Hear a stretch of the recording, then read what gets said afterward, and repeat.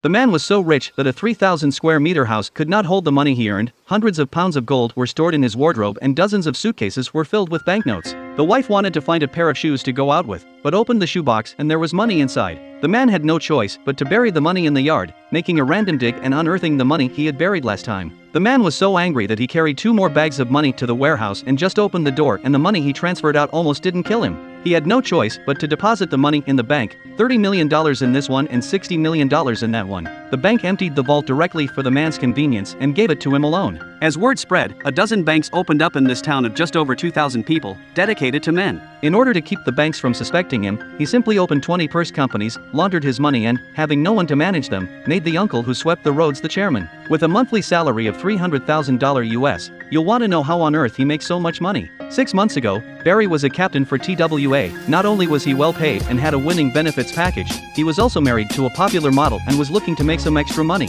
just smuggling in some cigars while flying. But one day, out of the blue, he is approached by a man from the CIA. Barry knew that he had been caught smuggling cigars, and instead of trying to do anything to him, the substantive man told him, "Want me not to arrest you? You have to do something for the CIA from now on," because it was the middle of the US-Soviet Cold War and the US needed spy flights in sensitive areas, and it was Barry's superior flying skills that they were looking for and needed him to fly low in Central America to take advantage of the opportunity to photograph the rebels' bases. Although reluctant, he has to agree to the CIA in order to stay out of jail. But he didn't expect the mission to be so dangerous that whenever the rebels saw him, they would shoot and strafe him. On one occasion, the plane Barry was flying even had its left propeller knocked out of order. It was only because of his skill that he was able to survive the danger, and over time he became used to it. After each mission, he would change into his captain's uniform and then drive home so that his wife would not suspect him. "I thought every day would be just a photo op, but on this day, the CIA gave Barry a more dangerous assignment. He asked Barry to transport a shipment of weapons to a designated location. Seeing how dangerous the mission was, Barry asked the man for some pay,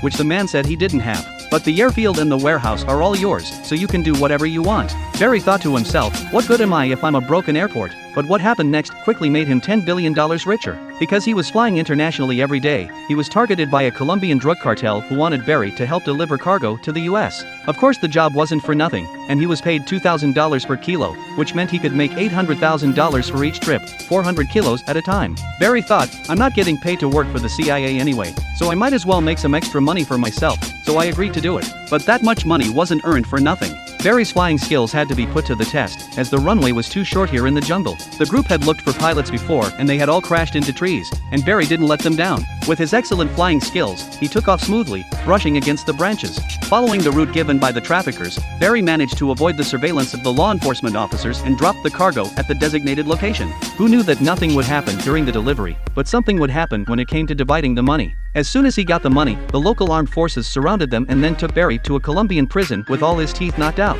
But within days he was released on bail by the CIA, because the CIA had set him up for something even crazier than drug trafficking.